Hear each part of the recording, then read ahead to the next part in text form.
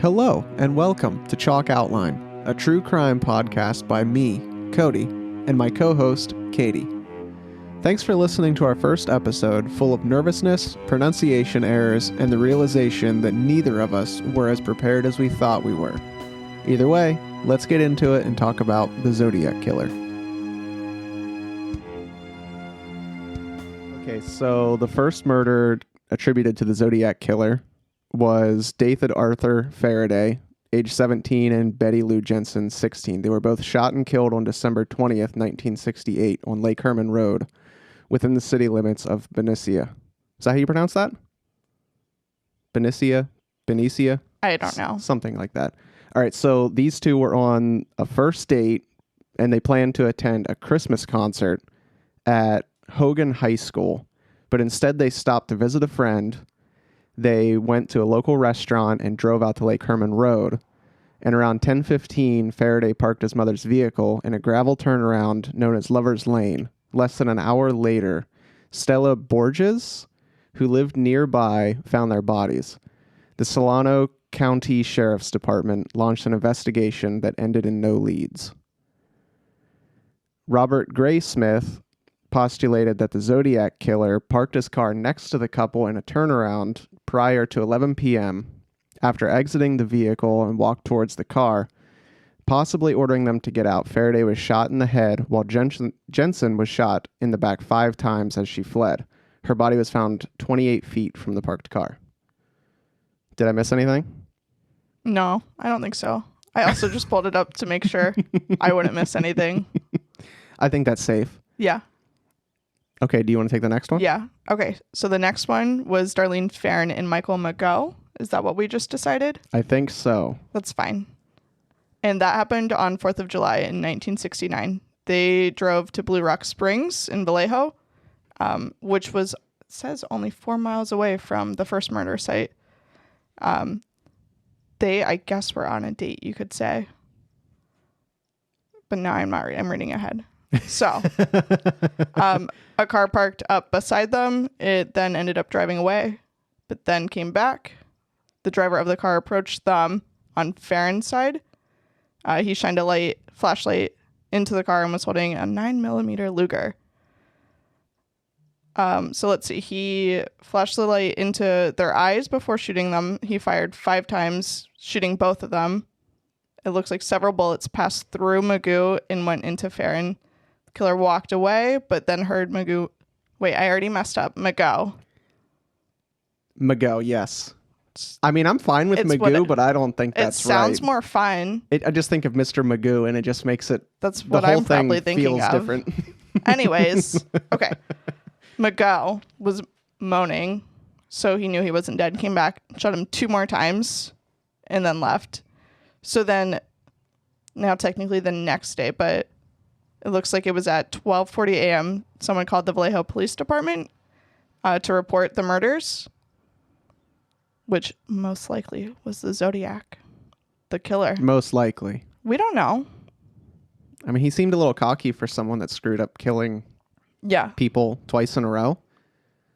Yeah. Like, one girl almost got away, and... Well, Mcgowan survived. He didn't... Well, yeah. But he didn't do a very good job with either of these two. Nope. Do you think he was nervous? I think he... Or he just didn't know how to, like... I don't think he gave a fuck. Okay. All right. I don't know. I wish I knew. Farron died at the hospital. Mcgowan survived the attack, even though it looks like he was shot face, neck, and chest. He then was able to describe the attacker. So he guessed age range of 26 to 30, close to 200 pounds, maybe more, about 5'8", white male, short, brown, curly hair. I don't think that description really narrows anything down, does it? Every white male in the 70s. Well, 60s at this point still. Yeah, fair. So the next victims were Brian Calvin Hartnell, age 20, Cecilia Ann Shepard, age 22. A white man about 5 feet 11 inches, weighing more than 170 pounds, That's a big guy. with Combed, greasy brown hair, approached wearing a black executioner-style hood with clip-on sunglasses over the eyes and some sort of like a bib with a white circled cross symbol on it. He approached the two while they were at Lake Berryessa in Napa County. He just approached the couple and he claimed that he escaped from jail. At this time, I guess he was saying he was either from Colorado or Montana. There seemed to be some sort of confusion. I don't know if that was like from the recollection. I don't remember or what. But he was just saying that he needed their car and money because the vehicle that he was driving was too hot. So he had prepared pre-cut lengths of plastic, and he made Hartnell tie up Shepard before he tied Hartnell up himself. He checked Hartnell's work on Shepard and noticed that he didn't tie her very tight. So it seemed like he lost his cool and just stabbed them both. Which he wanted to do that all along. I don't know if that was part of the plan. I don't know. Because he did have a gun. He did have a .45, which, maybe he just thought he would change it up and use a knife instead of his gun because obviously he sucks at shooting and killing people at this point. It looks like he also sucks at stabbing men. Yeah. I mean, he stabbed Hartnell 6 times and Shepard 10.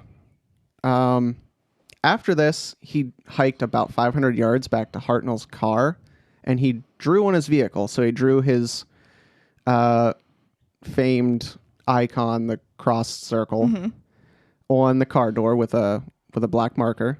And then he wrote Vallejo 12/20/68 /7469 /September 2769 6:30 by knife. So he's kind of like just detailing his work, I guess. I would say he's bragging. Maybe. So the killer then, or suspected killer, I guess, called Napa County Sheriff's Office from a pay telephone to report this crime at 7:40 p.m. His phrasing was that he wished to report a murder, no, a double murder. Claiming responsibility for the attack, the phone was left off the hook the phone was found, moments later by a KVON reporter. Pat Stanley at the Napa PD was on Main Street. They were able to get there and get a good print, but they didn't find a match. Do you have anything else to add to that one? Nope. Are you sure? Did we mention that Hartnell survived? I think we think implied so. it, but he I survived. Guess. Yeah, he's the reason why they had an account of what actually happened. Okay. So should I do the next one now? Sure. Okay, Paul Stein. Let's see. On October 11th in 1969, Paul Stein is a cab driver. He picked up a white male passenger. It looks like it was the intersection of Mason and Geary Street, if I'm saying that right. I think in that's San Francisco. So let's see. Basically, he got shot in the head. The killer took Stein's wallet and car keys, tore away a section of his blood-stained shirt, which becomes important later on. The killer was observed by teenagers that lived across the street. It looks like they were the ones to call the police while it was happening. They saw the man wiping down the cab before walking away. So I don't know what's all important here. When the cops showed up, they did get a partial print from the cab, which they assumed belonged to the killer. Mm-hmm. Don't think they could ever match it to anyone, though. But that also comes up later for me. It's a lot of foreshadowing. Yeah. Okay. For one suspect, at least. And the cops were under the impression they were looking for a black suspect, which could have been part of the reason why the killer got away, because they should have been looking for a white suspect. Yeah, because it actually seems like the officers that were responding to the scene actually did think that they passed by him in hindsight, but they were just given poor instructions. Mm-hmm. Don't know how that happened, but it seemed like there was a lot of just poorly trained police at this time. That sounds right. Because I think I read somewhere that they would put their rookie police officers on dispatch whenever the actual dispatcher would have to take a break or something. So maybe they just phoned it in and he got lucky. I feel like people that bad things didn't happen back in the day, even though there were lots of murders everywhere. Yeah. But also, importantly, I think that this was the last confirmed kill. Last official confirmed kill, yeah. But there were... Okay. I guess there aren't necessarily later confirmed kills or suspected kills, but there was the incident with Kathleen Johns, the woman with the baby that got abducted. Yes. And she believes it was the Zodiac, and that was March 22nd, 1970. But then going back in time, there are other suspected victims. Mm-hmm. I feel like Zodiac implied he killed Sherry Jo Bates. But I don't know. They could never link that for sure to the Zodiac. And Sherry Jo Bates was the Riverside college student. Yeah. Yeah, so Sherry Jo Bates was 18 years old. This was October 30th, 1969. She was at the library for the evening. It closed at 9, so she was there pretty late.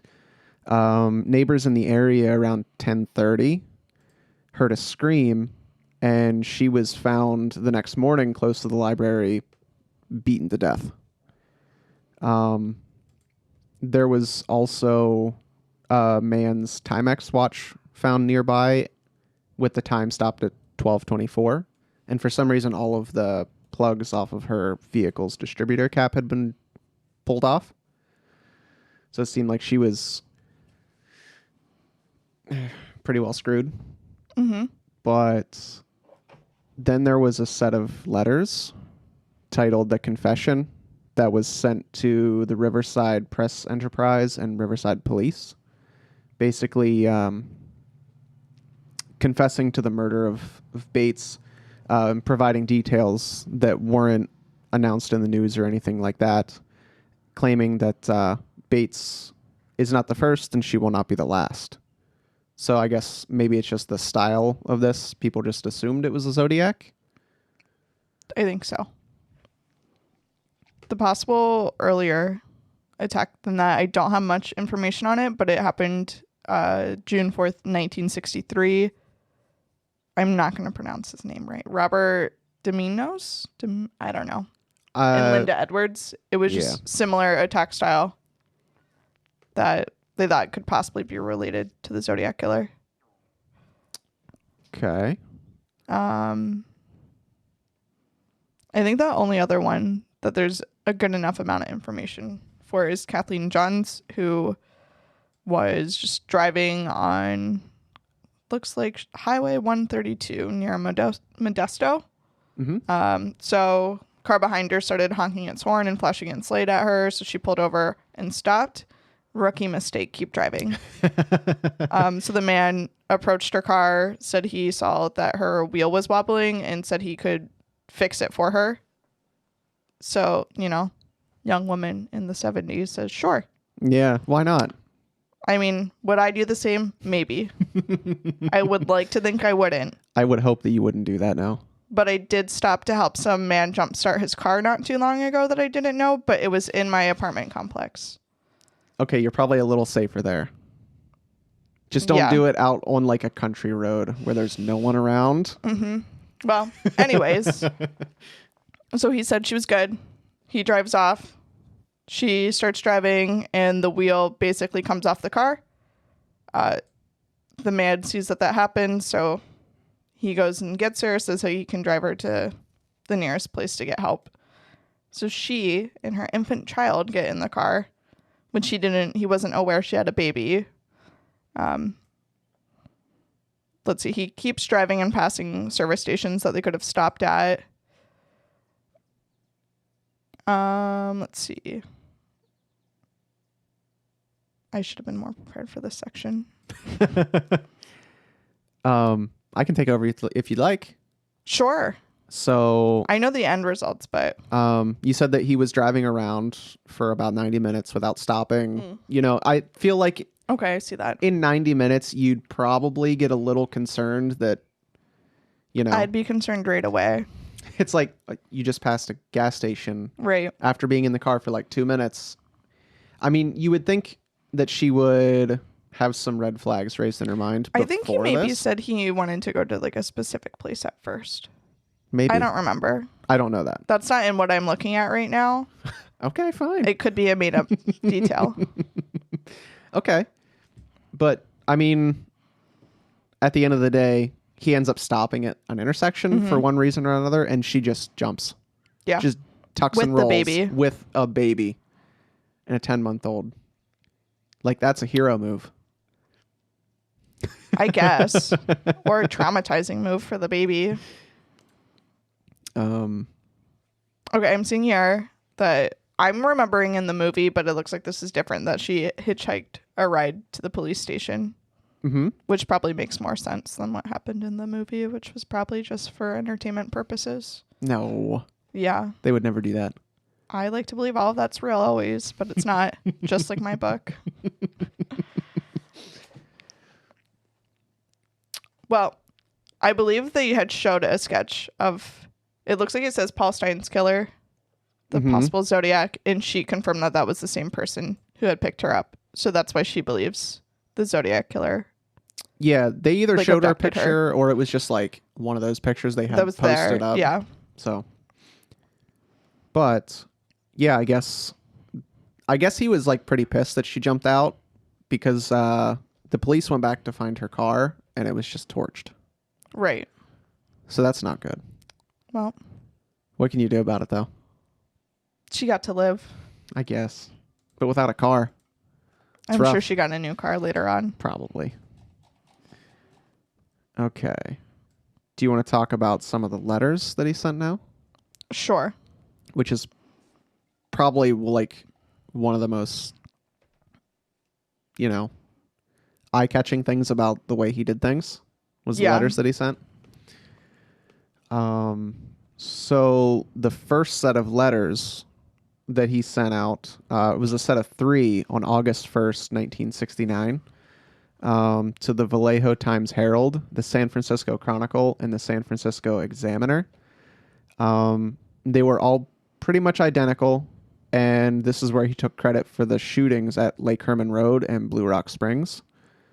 And then each one included a 408-symbol cryptogram that he claimed would, if they deciphered it, they'd have his identity.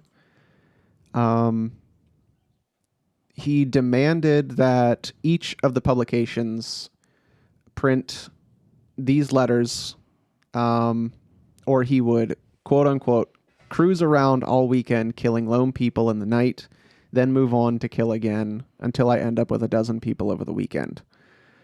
The Chronicle published their portion of the cryptogram on page 4 of the next day's edition, but also along with a quote from the Vallejo police chief, Jack E. Stiltz, I guess you pronounce that? Sounds right. Basically saying he wasn't satisfied that the letter was written by the murderer, and they wanted him to prove his identity, because they didn't want to just be getting pranked by some idiot in a basement. I mean, he probably was some idiot in a basement. Probably. Or didn't he say in one of his letters something about a basement? I don't know. I feel like I remember that being a detail because there weren't many houses that had basements. Yeah. Something that comes in somewhere. So maybe it's a fake fact in your book. No, that's not from the book. The book is a whole different level. Okay. Well, So the next letter was sent about a week later, August 7th. I think, and I could be wrong, that it was just sent to the San Francisco Examiner. Am I reading that right? Yeah. Which is when he first identifies as the Zodiac himself. He was responding because they asked for like more details that he could prove that he killed the people he claimed to kill. So he gave details that were not public knowledge. I don't know. I think the best part about these letters, though, is the next day on August 8th, Donald and is that just a fancy way to Betty, I think. Betty Hardin. They actually cracked the cryptogram sent in these messages. Had some references to the Most Dangerous Game, but he said he was collecting slaves for the afterlife. That's an intense way to look at things. Yeah. And I don't know. I just like the beginning. I don't which know. Which is because I'm also a psychopath, probably. I don't know what religion that is, that you're collecting slaves for the afterlife, but I think, like, that wouldn't be so bad. I don't know. I think that's a whole different conversation. Okay, I'm sure fine. in anyone's positive afterlife, maybe you don't have slaves, but you probably have whatever you need. So do you need the slaves? I mean, I don't maybe, know. but I'm not a religious person. I don't know. I don't know what religion that is. I don't know their beliefs. yeah, it's probably not good. It sounds like an intense topic to discuss. I'd do Maybe. it, though. Yeah. I mean, why not? I'm not afraid to offend people. Okay. Just kidding. All right. Well, wait. The next letter, though, there was another letter sent before the 70s in October of 69. And that's when he sent part of Paul Stein's shirt as well. I think he sent... Okay, no, I just found a link right here that he sent a letter to the Chronicle, which contained part of Paul Stein's shirt that he had taken at the murder to prove that he was the killer of Paul Stein. And that was when he first made the threat about killing kids on the school bus. Oh, Not okay. that I don't think this was when he first said like he was gonna. I think he then later threatened like to bomb school buses, but he just said he would sit outside and shoot the kids. Okay. Yeah, I think I have that somewhere in here, but I just can't find it. But I'm glad you were able A little to pick prepared. that out. Yeah. Yeah. And then he sent another cipher in November of 69, which was never decoded. I don't remember if it's that or not, but it's depending how you look at it from the book, The Most Dangerous Animal of All. Parts of it are possibly solved. It's very vague. Okay. And it's based off a book. Okay. So where are we at? We're 1970, right? So he had... Does this lead up to the Lake Tahoe disappearance? My notes don't completely go in chronological order. My notes? So I'm getting a little tripped up because this is already a confusing story. I didn't put any notes from letters. I just ended with the part about the shirt. And then just was like, the last letter was sent in 1974. Because I must have gotten bored of making notes about the letters. Okay. So I see March 22nd, 1971, the Chronicle received a postcard addressed to Paul Averley, supposedly from the Zodiac. It claims responsibility for the disappearance of Donna Lass on September 6, 1970. The card itself was made from using advertisements and like pieces of magazines. It was a Forest Pines condominiums advertisement with the text Sierra Club, sought victim 12, peek through the pines, past Lake Tahoe area, and around in the snow. Like there were just these cutout phrases. Also his trademark signature was on the face of the postcard on the bottom. See. So Donna Lass was a nurse at the Sahara Tahoe Hotel and Casino. September 6th, 1970, she was treating her last patient around 1:40 a.m. She left work around 2 a.m. Then her employer and landlord both received fraudulent calls saying that she left town due to a family emergency and she was never found again. But there was a grave site found near Tappan Lodge. I don't know how to pronounce that. In Northern California on Sierra Club property, which is from that postcard. But when they dug up the grave, they only found a pair of sunglasses. So there's no definitive connection to Lass and Zodiac, but it seems pretty up his alley.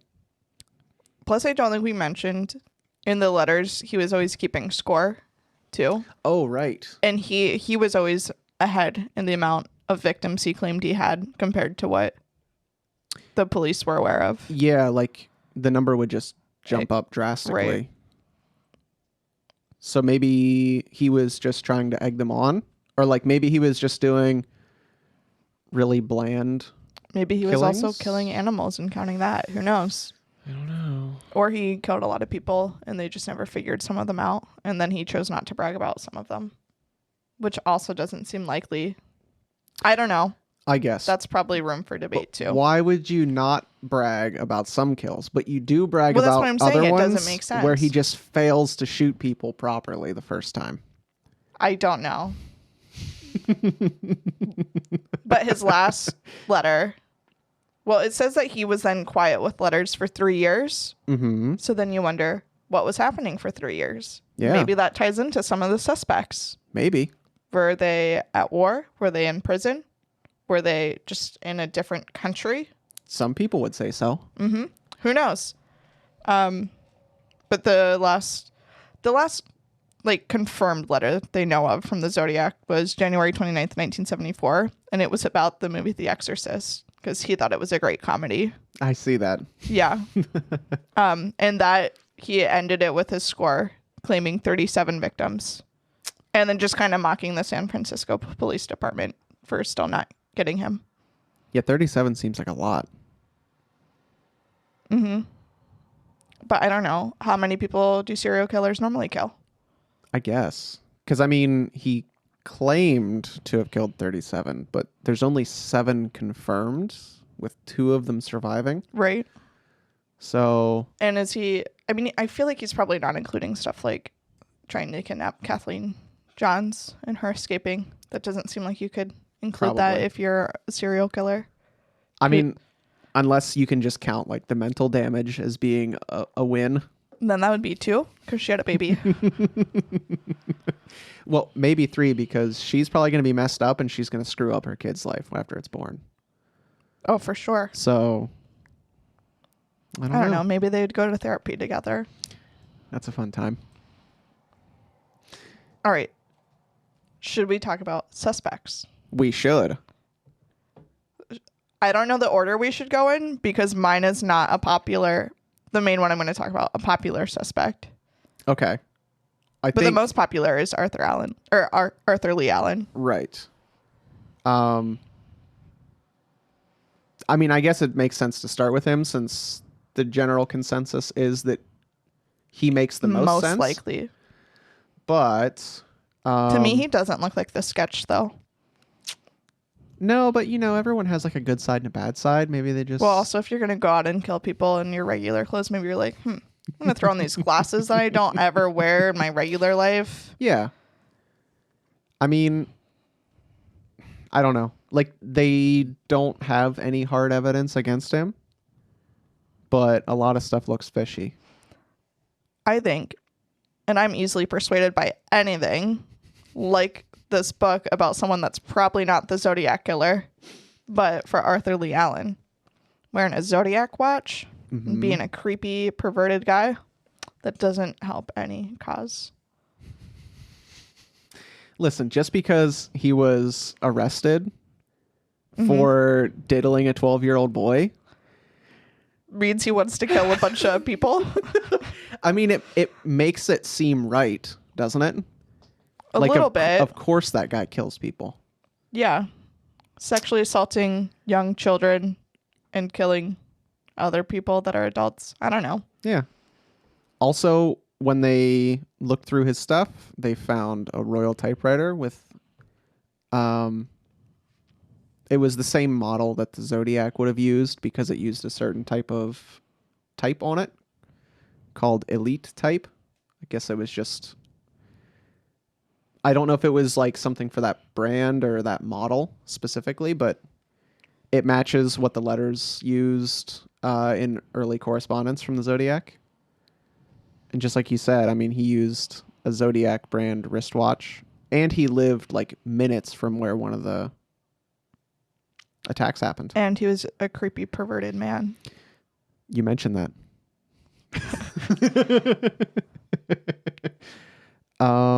He was the prime suspect also in the movie that's based off Robert Graysmith's book. And Robert Graysmith worked for the San Francisco Chronicle. Yeah. So the movie you're talking about is just Zodiac, right? Yeah. That was pretty good. Yeah. I think Is it weird to say it's one of my favorite movies?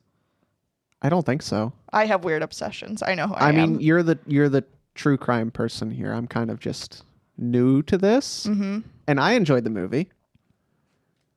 Yeah. I think it was just pretty well made. But, I mean, we can't rule out that, you know, when they actually did look for their DNA, Arthur Allen's and one of his close friends, Don, I don't know how you, Cheney? Yeah. They tried matching both of their DNA Right. to stamps and envelopes used on Zodiac's correspondence, and they couldn't find anything. So, like, at the end of the day, maybe he just liked to touch kids, and that was it. It's possible. So, Plus, he doesn't look like the sketch. no. And that bothers me, but whatever. Again, maybe it was him, and he would dress differently to go kill people. Maybe. I mean, some people put on, like, clown costumes. That's too much for me. I'm just pulling up a page about him real quick because I wanted to make the note that he's dead, so we will never know if it was really him, which I'm sure that makes other people feel comforted at night. There was a little bit of something in your voice when you said that he's dead. That's like, disappointing yeah. because I want to know who the Zodiac Killer is. But he's still, like, okay, so he was not confirmed to be the Zodiac Killer, but he was confirmed to touch kids. So you're not happy that he's dead? No, sure. I'm trying to back you into a corner here. It's uncomfortable for sure.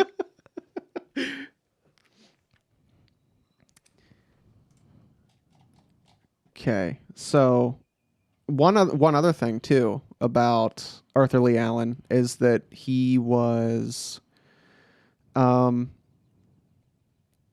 fired as an elementary school teacher, saying that he was, like, most people didn't see him as like a bad guy, but they did notice like a weird fixation on young children, and he was very angry at women for some reason. I feel like that's a common theme in male serial killers. Yeah, and a lot of these confirmed cases were couples. And then the alleged ones were women, like lone women. So that's also a strike he has against him.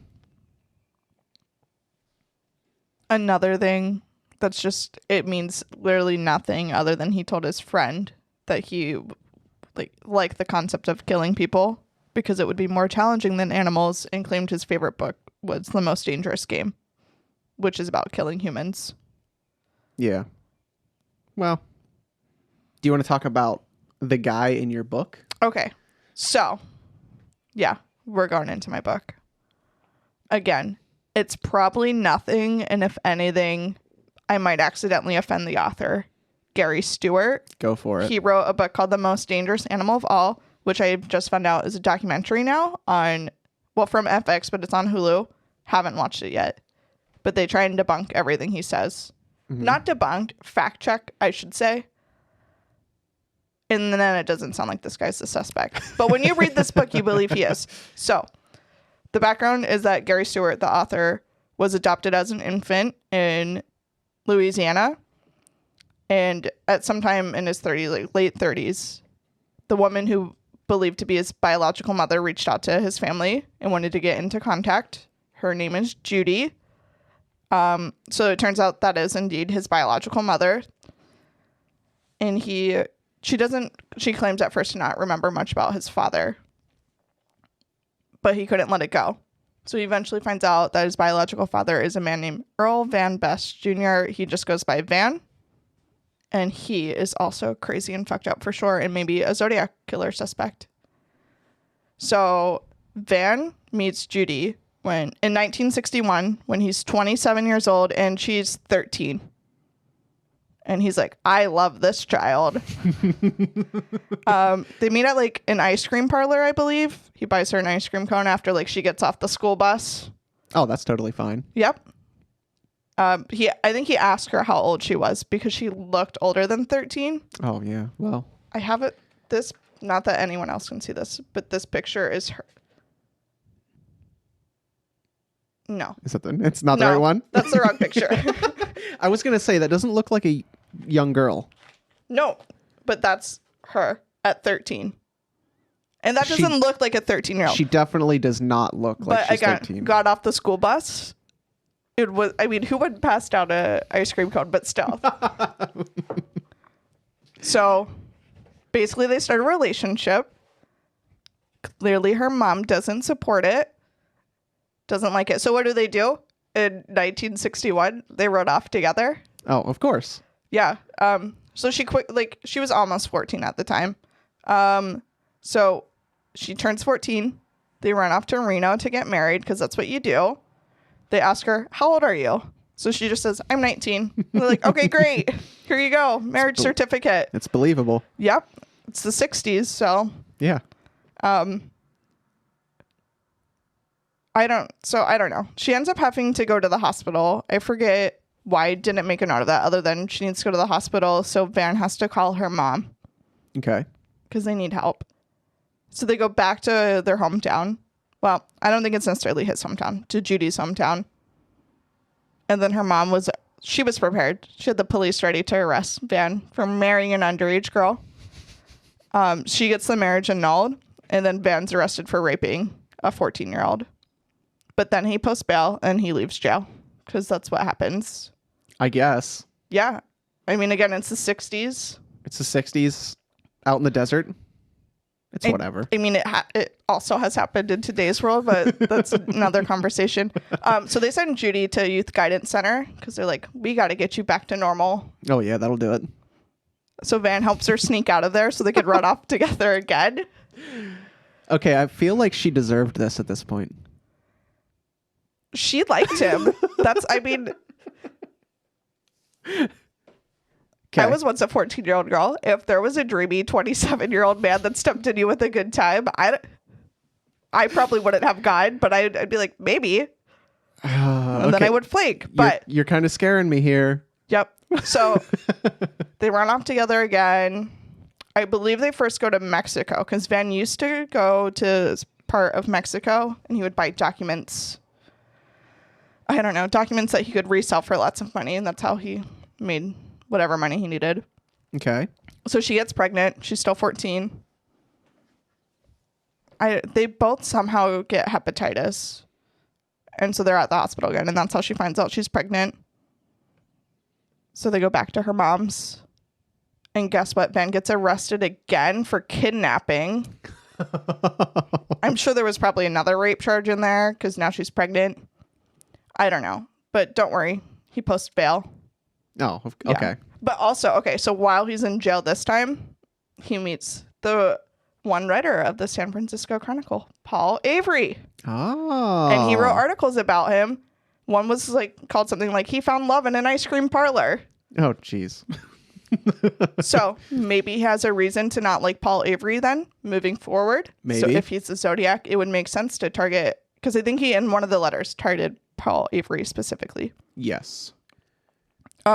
I think most of the times he was getting out of jail, his dad was posting his bail, who they didn't really have a great relationship with. And his dad did not support his decision making and kept saying, leave the girl alone, but also kept getting him out of jail. So he's out of jail again. They run away again. Then they end up going to New Orleans, which is where she has the baby, which I believe she turned 15 by this time when she had the baby. But, you know, their pictures were all over the newspaper and everything. So he was not working. He was hiding because he was the main suspect in this whole deal. Like, oh, yeah. The girl's just going to get help. He's going to go back to jail. So I think he made her dye her hair, which she didn't like. And then she was working at a bar. They had the baby. He would put the baby in like a shoebox when it would cry because it would annoy him. Wow. Nice guy. So eventually he wants to solve the problem. So he tells her that he goes and like drops the baby off in a church and leaves it. But really he just put it in an apartment place in their stairwell. Oh no. And one of the tenants heard it. That's crazy. So at that point, like, she was really over him. Knew he was crazy. I think he was probably starting to be at least verbally abusive towards her. Okay. Well, it only took her a couple of years, but she's finally starting to come around. Yeah. So she eventually escapes and gets back to her home. Well, I don't know. I don't know how she got back there. I forget that detail, but she gets back. She just teleported. It's fine. Yep. I don't think it was like that. I think she contacted authorities because they were like, who abandoned this baby?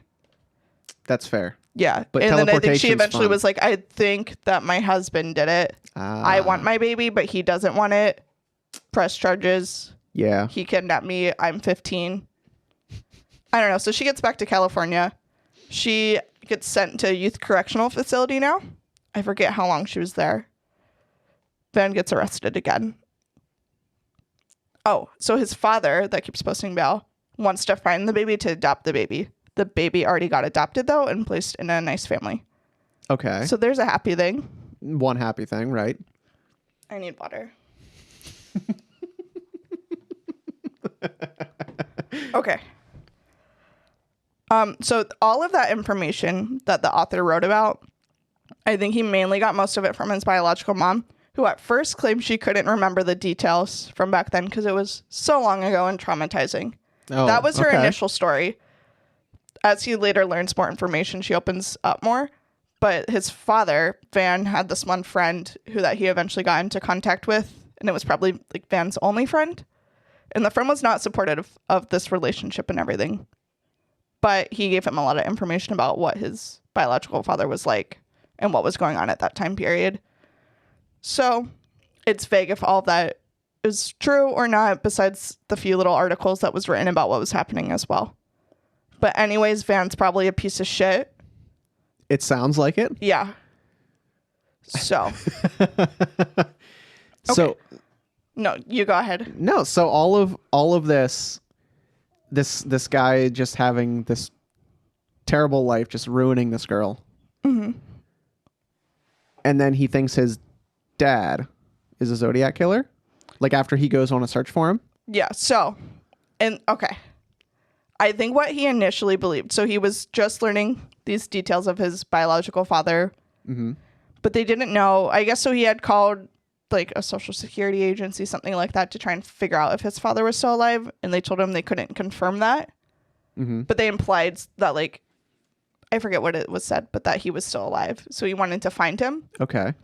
Because he still wanted to know who the person was. Turns out, though, this guy died in the 80s in Mexico. Oh. Which was weird for why wherever he called said whatever they said. But so the reasons why he started to believe that this guy Van, his father, was a Zodiac, it started because, you know, this is now in like probably the early 2000s when he gets in touch with his mom.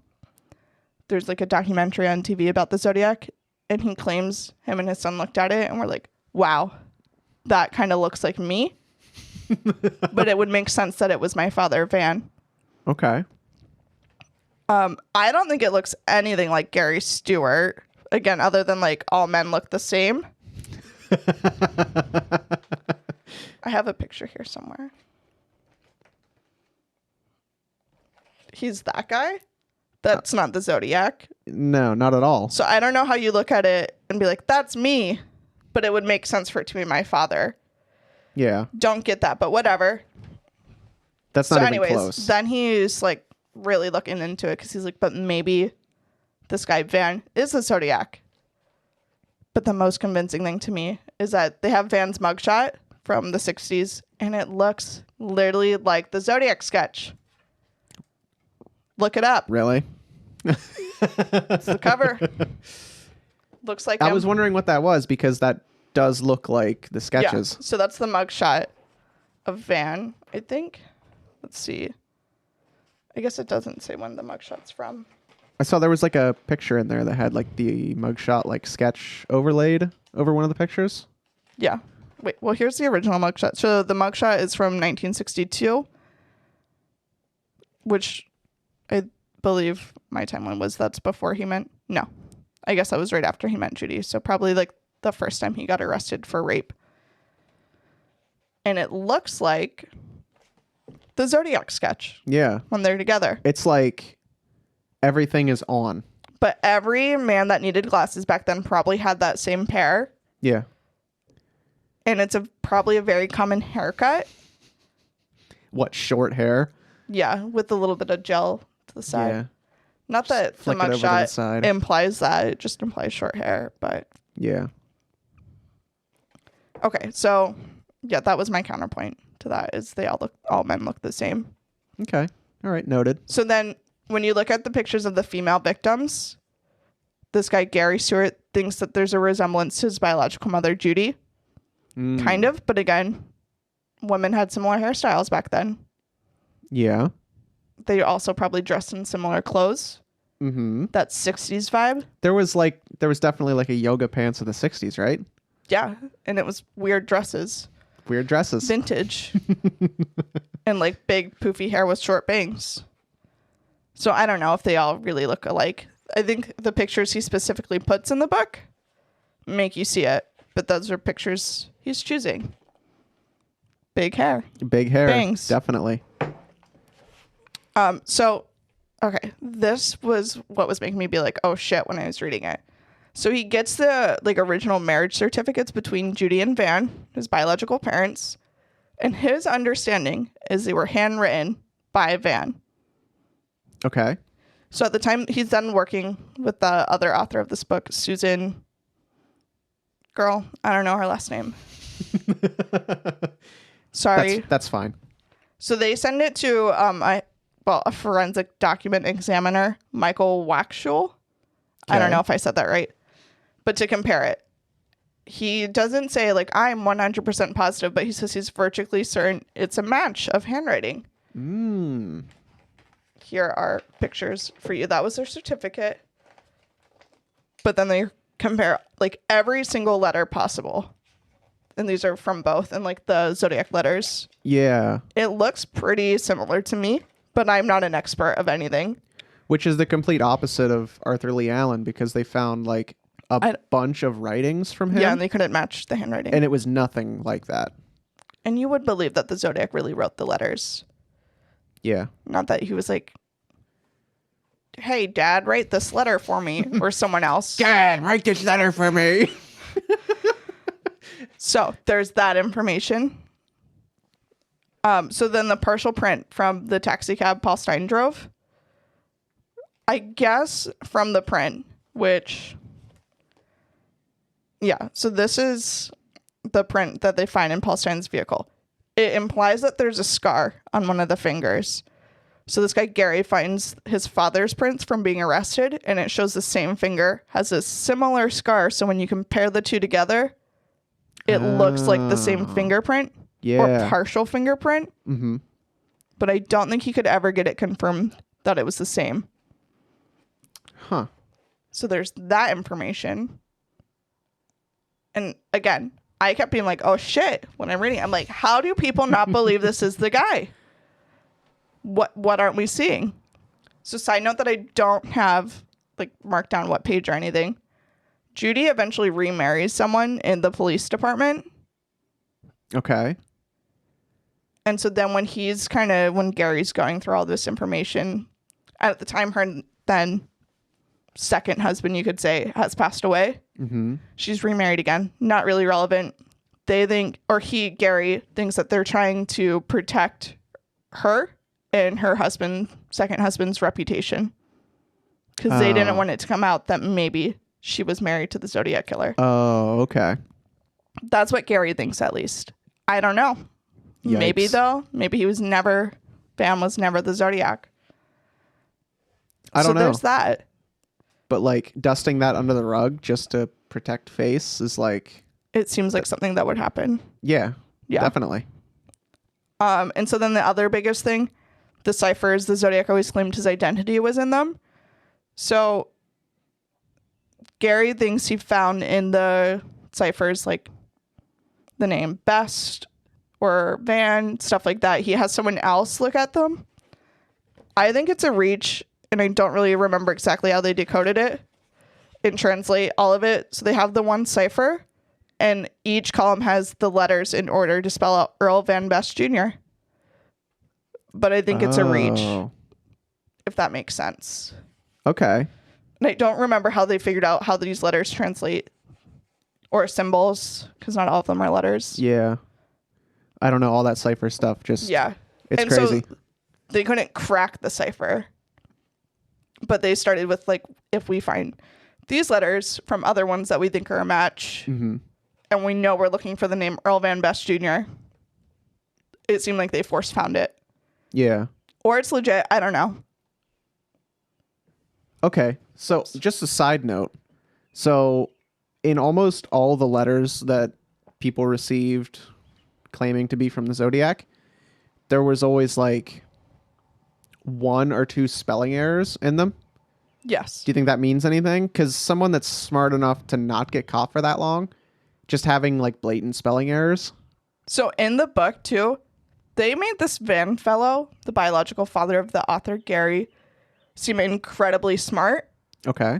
And so I think his argument was that Van was trying to like throw them off and make himself sound dumb. Interesting. That's just one way to look at it. Okay. I didn't know if maybe like it was like a hidden clue to the ciphers or anything. It just seemed weird. Yes. You know, because they do make it a point. It's like easy words that's misspelled. So you would think like Christmas with 2 S's on the end. Yeah, or he spells kid in one with a C instead of a K. I just don't know. I don't understand it. Maybe he just wanted to confuse them. It's possible. So anyways, that was a short summary of the book.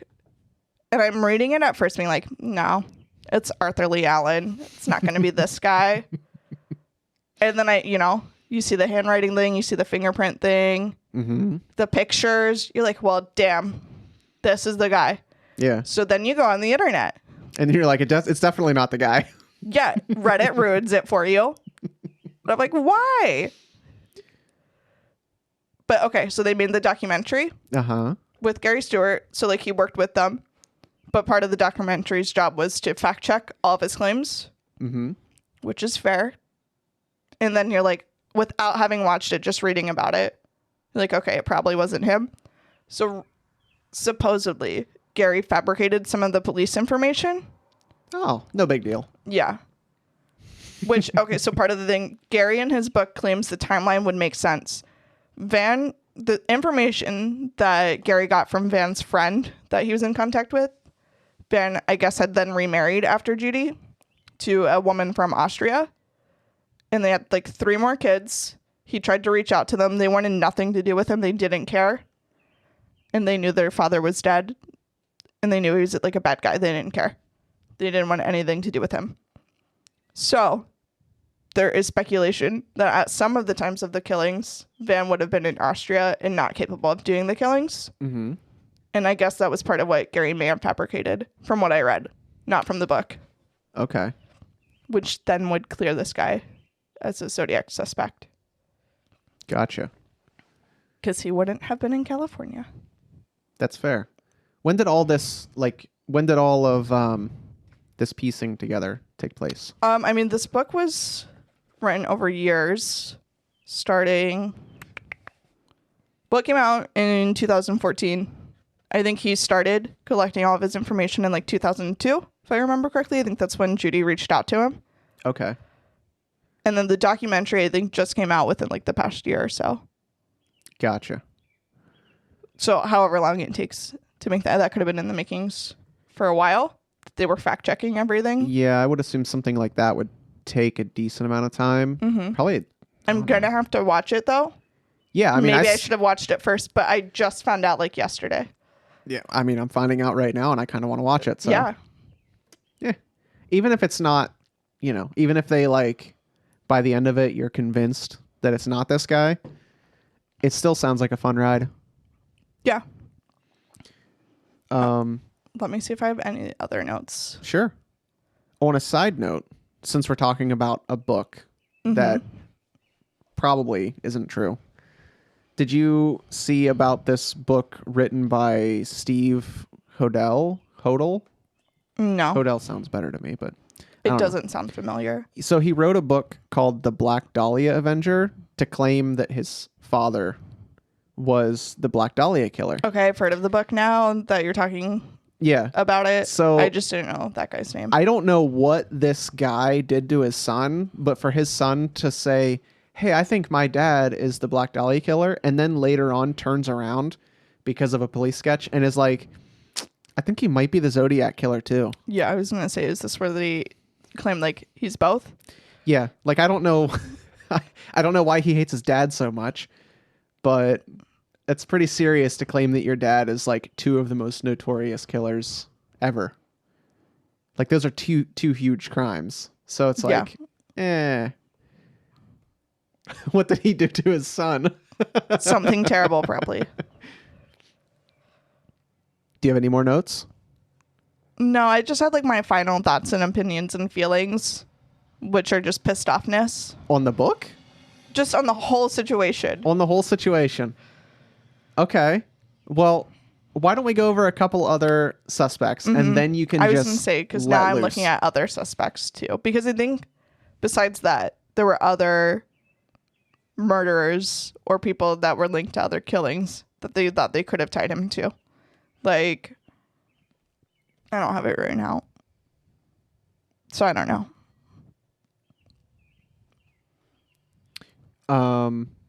The one that looks like, I don't know, a little more believable was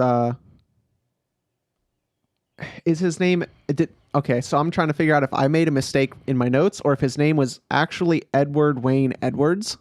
No, I have that up and that's what it says. Okay. Edward Wayne Edwards. So this guy was like in and out of jail for armed robberies and other offenses throughout the 50s and 60s. And he was on the FBI's most wanted list. After he got out of prison, he wrote 2 books about like his journey through rehabilitation and all this. But then his daughter reported him to the police in the early 2000s because she's like, I think my dad killed people in the 70s and 80s. Something must have been to it because he was convicted of 5 murders and ended up just dying in prison. But he had this link where he was in the Marines at like the same time as the Zodiac would have served his military experience, because they believe, if you go by the Arthur Lee Allen timeline, that it would make sense for when they weren't having any activity coming from him. Right. So I guess this guy just fits sort of because of his locations and the way he was traveling around, you know, pretty much anywhere between like the 50s and the 70s. So I like the one theory that I just have really vague notes on it. Well, I don't like it at the same time. But in 2009, some anonymous guy just walks into a lawyer's office and he claimed to have been the Zodiac Killer. Mm-hmm. And so the lawyer starts talking about it. And Robert Graysmith, who believed it was probably Arthur Lee Allen, said the story was totally plausible. But at the same time, the lawyer said he couldn't reveal the guy's name for confidentiality purposes. Mm-hmm. But was acting like, yeah, he confessed he's the Zodiac Killer, but just wouldn't give out any information. That's a little suspect. Yeah, but I kind of like it. It's vague. What if it was him? I mean, he seemed like to believe him because he took out an ad like 30 years later to try and clear Arthur Lee Allen's name. Like he believed in it. Okay, yeah. I forgot about that. He took an ad out in the Vallejo Times-Herald. So or like, it just could, maybe the lawyer was just crazy. I mean, it's possible. He was an ex-lawyer at this point. Okay, ex-lawyer. Like he lost his license. I don't know why. I didn't look into that. But he was disbarred.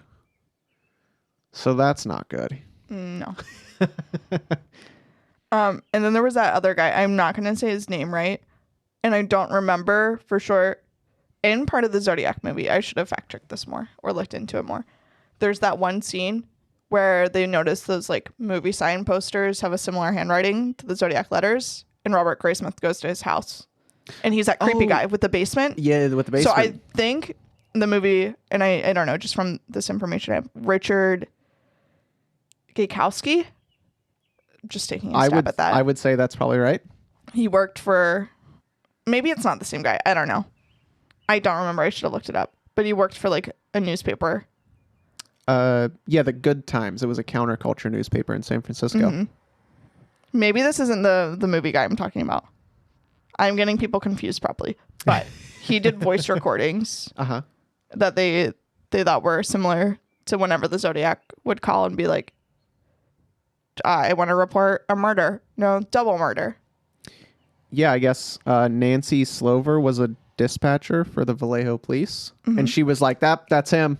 Who was the movie poster guy, though? Was that guy or someone else that I'm thinking of? I remember that from the movie, but I don't have any notes on anyone that fits that description. Maybe that was just something from the movie that I'm getting confused about. And thought it was that guy, too. That's upsetting if that whole thing was completely fabricated. Because that was a fun little guy. Well, I never read Robert Graysmith's book, I don't think. I didn't either. But that would be an all of my interesting lead to information follow. is coming straight from the internet, so I could be totally misled. Mine's coming from random sources, random books that are lies, a Hollywood movie, and the internet. Okay. So lies everywhere. Probably. It's fine. Oh, no, was it Rick Marshall? Now I'm on the internet. I don't have anything about Rick Marshall. Enlighten us. Hold on. Are you not sure that's him? I don't know. Oh. Hold on. Okay. This is a really terrible website that I'm on. Oh. So in the movie, he did like movie posters. Yeah, it was something like that. Okay. And then he had like a bunch of them just like stored in his basement. Yeah, and he had like film tapes and stuff. Yeah. I just remember, and it might have just been a movie thing, something about they thought the Zodiac lived somewhere with a basement. But there weren't many houses with the basement. And I think Rick Marshall is who I was thinking of, not the Richard Gajkowski or whatever. It's just a similar sounding name. Okay, let me look up that name though. Okay. Yeah, I guess where did they get the assumption that the Zodiac Killer had a basement? I don't know. I could be making that up. Is it just a trope? I don't know. I didn't look into that. It just came to me today. It just came to you? From something I think I remember having seen. Okay. Rick Marshall used to work at a silent movie theater in the 60s. Blah, blah, blah. He was in 76. It says he was a suspect after making suspicious comments over his ham radio. What's a ham radio? Ham radio is like old school, like what truckers and stuff use. It's like a CB radio. The word ham was just throwing me off. Unless I'm wrong. I don't. But It I think sounds believable. I think it's similar. So he was just I don't know. hanging out. I think that probably the only thing was that if this seems like the guy I was thinking that had like the movie posters with similar handwriting. Okay. And I think at the time, Robert Graysmith looked into him, thinking that like he worked with the Zodiac and wanted to see if he remembered who would make the posters for the silent movie theater. And then he was like, "That's me." Yeah, he was like, "Hey, who makes these?" And he's like, That's me. And they're like in his basement. And that was the only time I was afraid during the whole movie. It was a scary part. He just like turns the light off. I don't know. It could have all been Hollywood, though, Maybe. making it scarier. That's all I got about him. Okay. I don't think I have any other suspects that are just not completely out of left field. I did read that some people think that the Zodiac Killer is a prime suspect of being the Monster of Florence. Yeah. Which I mean, I've never looked into that, but I've heard that. I didn't either, but it's something that I might want to look into. The whole, like, those killings in general. Mm-hmm. But if he did all of the stuff in the U.S. and then went to Italy and also was able to, like, successfully kill 16 people without being officially caught, that's insane. Yeah. Right. I think it's just insane that you can write letters and call the police and the press and say, I killed these people. Yeah, and get Catch away me with if it. you can. Yeah. Turns out you can't. I don't Just throwing that out there. understand. That's why I'm obsessed with it, I think. Okay. Well, what's your final angry thoughts that you have It's written just down? that I'm upset that I'll never know, most likely at this day and age. Yeah, probably It's 2020 and we don't know for sure still. Yeah. I did read the case is still open right now. And part of in the book that Gary Stewart wrote is that at one point the case was closed. It reopened. And then I think it got closed again when he was like trying to get a lot of information for it. And he tried to do like some kind of DNA matching compared to whatever. I assume whenever they found on like the stamps and envelopes. Yeah. But I don't think he ever got answers from that. I don't think they actually did it. Yeah, in like 2018, the Vallejo Police Department started to use this new technique to extract DNA off the back of those stamps. And they like hope to go back and follow in their footsteps on how they caught the Golden State Killer. Maybe we'll figure it out someday. But they expected it only to take a couple of weeks to get results. But I mean, is what I have written down is as of December 2019, they've posted no results. So it's probably all We'll just probably never know. Total flop. So, But the story Gary Stewart told, I really liked. I was really convinced. Let go of all my other former beliefs. And then the internet ruined it for me. But maybe Gary lied a little bit. I mean, the internet tends to ruin everything. I will say also, that's true. That Gary, the people who made the documentary about him in his search for his father and his thinking that he's the Zodiac Killer, they believe that he truly believes that, even if he did fabricate some evidence. Okay. But they also, I think, argued that maybe it's just him compensating with not knowing his true identity and just knowing that his biological father was a shitty person. Oh. I mean, it would be like magical if it was just both, right? In a weird way. At least you can be like... A depressing way. You know, always have that trump card. Oh, my dad sucks. My dad sucked and he was a Zodiac Killer. I don't know what to say to that. I don't know. Other than no one could probably complain about their dads unless they're also serial killers. Exactly. And the chances of that's pretty slim. That we know of. That we know of. Don't trust men. I'm not going to argue. Okay. I think we're done. That's all I got. Okay. I don't know how you end it either. I don't know how you end one either. The podcasts that I like end on something good after they talk about true crime. I don't really have anything good. That's depressing. Yeah. Maybe we'll just have a depressing ending. Just Okay. let people hanging. I can't, off the top of my head, think of anything good either. I'm sure there's good things. All right. Bye. Bye.